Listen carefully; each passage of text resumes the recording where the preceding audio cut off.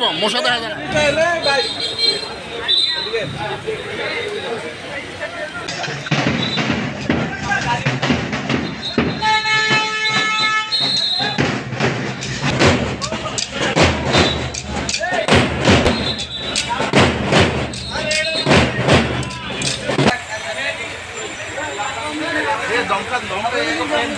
একটা মেশিন চালু করে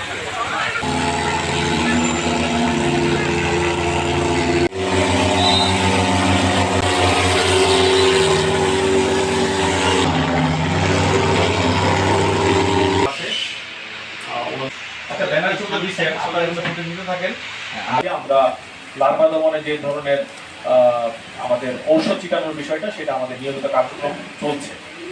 আর পাশাপাশি কিছু আছে উড়ন্ত মশা, সেগুলো দমনের জন্য আমরা কিছু ওষুধ এনেছি।